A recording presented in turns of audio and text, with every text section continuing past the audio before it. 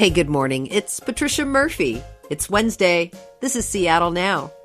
The first results are in, and we know who Seattle voters are favoring for the city's next mayor. Also, how the wildest city attorney race in recent memory is shaking out. KUOW's Deb Wang will tell us where things stand this morning. But first, let's get you caught up. Pfizer's lower dose COVID shots for 5 to 11-year-olds got approval from health officials Tuesday. That means doses could start going into arms today. The approval means more than 600,000 kids across the state are now eligible. Seattle-based Zillow is getting out of the house flipping business. CEO Rich Barton said yesterday that predicting home prices in the current market is just too risky and doesn't serve enough customers. Zillow snatched up homes in cities like Portland, Sacramento, and Las Vegas, but now it's trying to unload them by the thousands to make up for losses. As a result, the company will shut down Zillow offers and lay off 25% of its staff. That's 2,000 jobs. And school officials say they're ready to clear a tent camp next to a North Seattle school. The district sent a letter yesterday to families of the Broadview-Thompson K-8 school in Bitter Lake, saying they have a plan to remove it by mid-December. The district has been working with a nonprofit called Anything Helps to find people a place to go. Seattle Times reports that between shelters, tiny houses, and hotel rooms, officials say there's enough space to get everybody at the camp into more stable housing. Election night is in the books, and we're getting a picture of how Seattle voters want the city to address its biggest challenges. Top of mind, of course, how to help the city's homeless, manage SPD, ensure public safety, and guide Seattle and its economy out of the pandemic. KUOW editor Deb Wang is here with a snapshot of where things stand after last night's results. Hey, Deb, did you eat any election night pizza? No, we didn't have pizza because of, COVID rules. So we had candy instead. All right. That's good enough. I'll take that. I'll take that. All right. Let's get to the early results. The city has some big challenges to sort out. Did we make a clear pick? And what did we choose? I think we did make a clear pick. People have been writing about this election as sort of a turning point in Seattle. What is our new direction going to be? There's 3 key races that we're watching where there were 2 very different candidates. And I think what we found from the early results from last night is that Seattle has pretty much repudiated the far left candidates and is sort of sticking with either the centrists or the status quo or the mainstream. I'm not sure what you want to call them, but that seems to be our future direction, at least for the next 4 years. Okay, well, let's start with the mayor's race then. Jenny Durkin decided one term was enough and didn't run for re-election. 2 former city council presidents are running for the open seat at City Hall. Where do things stand between Lorena Gonzalez and Bruce Harrell?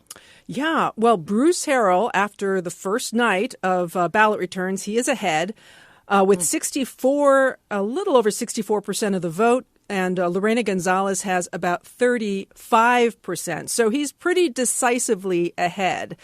Here's Bruce Harrell enjoying his big margin so far. We're going to have a new conversation on homelessness, a new conversation on education, on transportation, on climate change, a new discussion because it's going to be rooted on the love we have for each other and the love we have for this city. Thank you very much, Seattle voters. Now, Gonzalez has not conceded defeat at this point. She wants to see more votes counted, and she thinks that there won't be a clear winner until next week. But it seems like Harrell's in a pretty good position right now. Yeah, that's a handy-sized lead. It's not often, Deb, that a Seattle City Attorney's race makes national news, as in, never. But this one did. And as a reminder, 3-term incumbent Pete Holmes did not make it through the primary, setting up a clear choice here between Ann Davison and Nicole Thomas Kennedy. How is that shaping up in the first results? Well, Ann Davison is leading with 58% of the vote to Nicole Thomas Kennedy's 41%.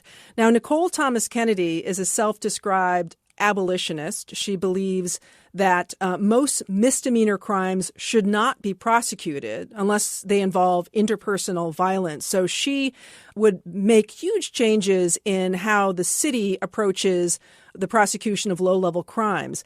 Ann Davison is sort of the opposite. She thinks that not enough crimes are prosecuted. She was a former Republican candidate for lieutenant governor in 2020. That was when Trump was running, and so is more of a law and order candidate. So Ann Davison is ahead, and Nicole Thomas Kennedy, even though she is likely to receive a greater percentage of the late vote, which tends to skew progressive, Ann Davison has a pretty substantial lead. Okay. Also, 2 seats on the city council. These are the at-large seats elected citywide. Lorena Gonzalez running for mayor, so her seat is open. Where is the race between Sarah Nelson and Nikita Oliver? Sarah Nelson is leading also fairly substantially with 60% of the vote. Nikita Oliver has just under 40%. And this is another race with very different candidates. Sarah Nelson was a former city council staffer, and she owns a brewery in Fremont. Nikita Oliver is a lawyer, an anti-racism activist, very active in the Black Lives Matter movement, and also a police abolitionist, similar to Nicole Thomas Kennedy.